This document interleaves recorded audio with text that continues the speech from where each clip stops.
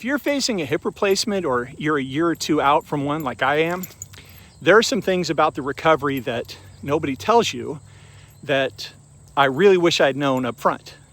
I'm not a doctor, I don't have a medical degree, just a guy who actually went through it. There were 5 things that genuinely surprised me, some good and some still a work in progress. Things I just wish somebody told me ahead of time before I went into the surgery. Number 1, I had more mobility in my left leg immediately after the surgery than I did before I ever had it done. I figured I'd spend months clawing my way back to where I was. Instead, I was already ahead of where I started right out of the gate. Number 2, the flip side. A year later, I've still got muscles catching up. My groin and hip flexors are still a little tender, but they're improving. There's no finish line where everything's just suddenly fine. It's more like a dimmer switch that just slowly gets turned up over time. This is where your physical therapy really did the job for me. Early on, they had me doing these clamshell exercises and these side steps using resistance bands to build strength back around the joints. If you're dealing with something similar, I'll link to the bands that I use down in the description below. Number 3, I think we're on number 3.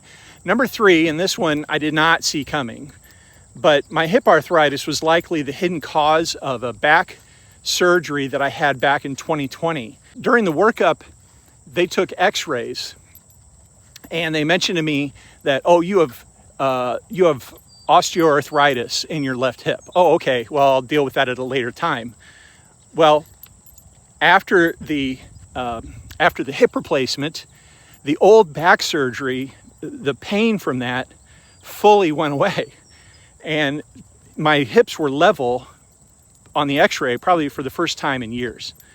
Number 4, I had a limp that didn't go away on its own.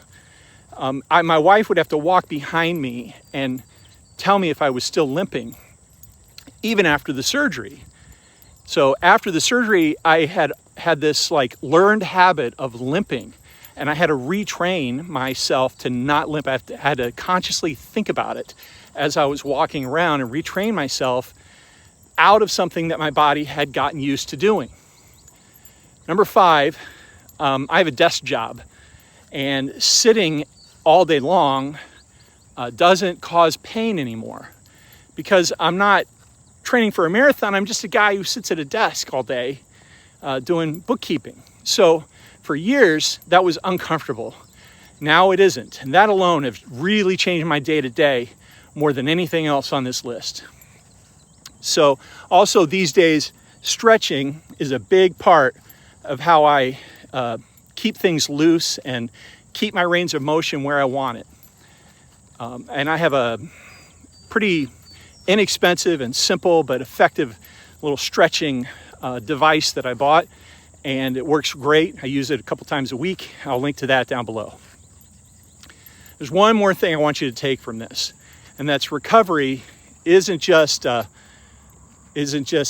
physical. Some of it's mental. Some of it you won't even understand until years later.